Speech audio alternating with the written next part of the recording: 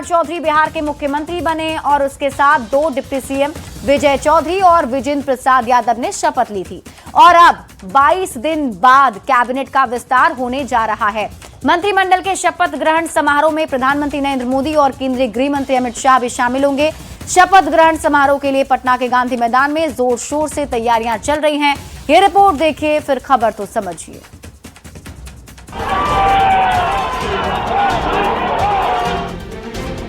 एक तरफ बीजेपी बंगाल, असम और पुडुचेरी में जीत का जश्न मना रही है,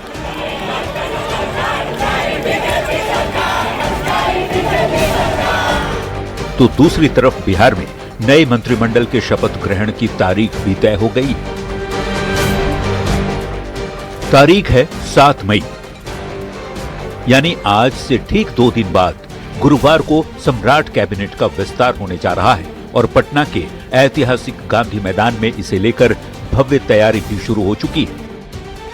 नए मंत्रिमंडल के शपथ ग्रहण समारोह में प्रधानमंत्री नरेंद्र मोदी और केंद्रीय गृह मंत्री अमित शाह भी शामिल होंगे। आपको बता दें कि 3 मंच होंगे। एक मंच जो होगा जिसमें मुख्य रूप से जो बड़े चेहरे होंगे, बड़े नेतृत्वकर्ता जो हैं वो रहेंगे। दूसरे पे जो तमाम विधायक जो हैं और तमाम जो एमएलसी हैं और अन्य गणमान्य लोग जो रहेंगे वो दूसरे मंच पर रहेंगे। जबकि तीसरा एक मंच जो बन रहा है वो सांस्कृतिक कार्यक्रमों के लिए है। एक तरफ जहां गांधी मैदान में बड़ी तैयारी की जा रही है, वहीं पटना बीजेपी दफ्तर में भी मंगलवार दोपहर को पहले पार्टी नेताओं की बड़ी बैठक हुई। प्रदेश अध्यक्ष संजय सरावगी की अध्यक्षता में हुई इस बैठक में संगठन महामंत्री भीखू भाई दलसानिया भी मौजूद रहे। इस बैठक में शपथ ग्रहण समारोह को लेकर कई तरह की रणनीति बनाई गई है। 7 तारीख को मंत्रिमंडल का विस्तार होगा। इसमें बिहार एनडीए के सभी नेता, केंद्रीय मंत्री, साथ में विश्व के सबसे लोकप्रिय नेता, देश के माननीय प्रधानमंत्री आदरणीय नरेंद्र मोदी जी इस मंत्रिमंडल विस्तार में रहने वाले हैं।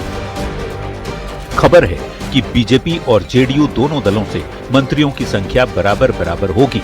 दोनों ही दल से 16-16 मंत्री बनाए जाएंगे, जिसमें बीजेपी कोटे से मुख्यमंत्री सम्राट चौधरी और जेडीयू कोटे से मौजूदा दोनों डिप्टी सीएम भी शामिल हैं। वहीं गठबंधन के अन्य 3 सहयोगी दलों को 4 मंत्री पद मिलेंगे। यानी मंत्रिमंडल का फॉर्मूला पिछली सरकार वाला ही होगा, जिसकी तस्दीक चिराग पासवान भी कर रहे हैं। जो फॉर्मूला पिछली बार था उसमें बदलाव के कोई कारण मुझे दिखाई नहीं देते हैं। जातीय समीकरण के अनुसार मंत्रिमंडल में 1 या 2 नाम बदले भी जा सकते हैं।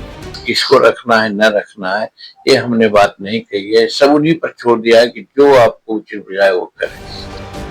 15 अप्रैल को सम्राट चौधरी बिहार के मुख्यमंत्री बने और उनके साथ 2 डिप्टी सीएम विजय चौधरी और विजेंद्र प्रसाद यादव ने शपथ ली थी। और अब 22 दिन बाद कैबिनेट का विस्तार होने जा रहा है। माना जा रहा है कि सम्राट कैबिनेट में पुराने और कुछ नए चेहरों को मौका मिल सकता है। न्यूज 18 के लिए पटना से रवि एस नारायण, शैलेंद्र कुमार, धर्मेंद्र कुमार और दिल्ली से अमितेश सिंह के साथ ब्यूरो रिपोर्ट। तो बिहार में कैबिनेट विस्तार की जोर शोर से तैयारी चल रही है। आइए अब आपको बताते हैं कि इस मंत्रिमंडल का फॉर्मूला क्या होगा, यानी कि इस नए कैबिनेट में कौन कौन से मंत्री शामिल होंगे।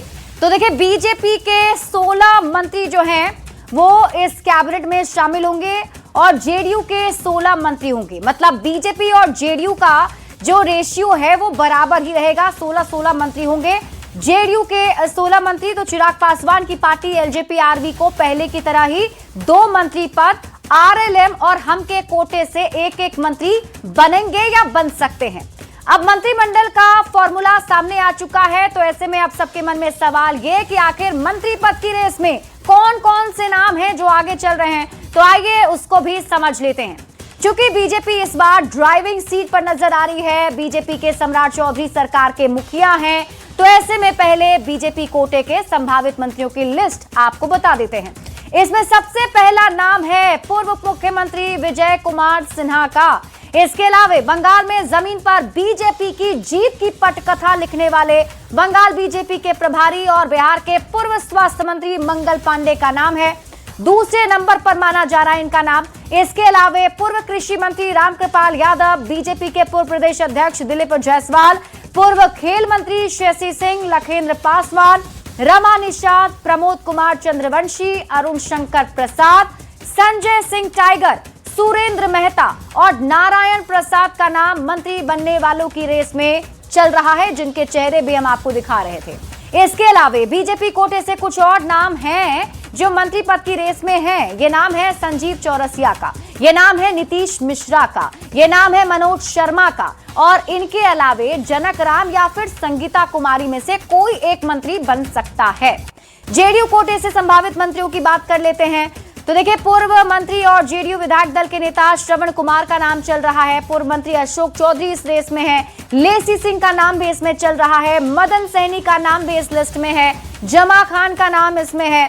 सुनील कुमार का नाम भी इस लिस्ट में चल रहा है। शीला मंडल हो गई, रत्नेश सदा हो गए, बूलो मंडल जेडीयू के नेता और जयंत राज या भगवान सिंह कुशवाहा का नाम भी इस लिस्ट में चल रहा है। इसके अलावा कुशवाहा जाति से जयंत राज या फिर भगवान सिंह कुशवाहा में से किसी एक को मंत्री बनने की संभावना जताई जा रही है। तो नई सरकार, नया मंत्रिमंडल, इसे आप समझिए। जेडीयू कोटे के संभावित मंत्री की बात कर रहे हैं तो निशांत की टीम से भी 3-4 मंत्री बन सकते हैं। निशांत की टीम मतलब युवाओं की टीम, जो नई पीढ़ी की टीम जेडीयू में बनी हुई है। अब बात कर लेते हैं एलजेपी चिराग पासवान की पार्टी की। तो इनके कोटे से 2 संभावित मंत्री बन सकते हैं, संजय सिंह और संजय पासवान। ये पहले से भी कैबिनेट में शामिल थे और इस बार भी शामिल हो सकते हैं। हम कोटा से बात कर लेते हैं, संभावित मंत्री जो है संतोष सुमन, जितन राम मांझी के बेटे, वो बन सकते हैं क्योंकि पहले भी ये इस कैबिनेट में शामिल थे। और उसके बाद आरएलएम से यानी कि उपेंद्र कुशवाहा की पार्टी से संभावित मंत्री जो हैं दीपक प्रकाश, उपेंद्र कुशवाहा के बेटे दीपक प्रकाश बन सकते हैं। तो ये संभावित मंत्रिमंडल फॉर्मूला है जिसमें हमने आपको लिस्ट भी बता दी कौन कौन इसमें शामिल हो सकते हैं, लेकिन 7 मई को पूरी जानकारी मिलेगी। बढ़ते हैं आगे और बात कर लेते हैं इस वक्त की बड़ी खबर की। मंत्रिमंडल विस्तार को लेकर हलचल काफी तेज है। एलजेपी सांसद अरुण भारती कल सीएम से भी मुलाकात करने वाले हैं। संभावित मंत्रियों के नाम पर चर्चा होगी। सम्राट चौधरी से अहम बैठक तय हो चुकी है। मंत्रिमंडल विस्तार से पहले सरगर्मी बढ़ती हुई दिख रही है। तो इस वक्त की बड़ी खबर आपको बता रहे हैं।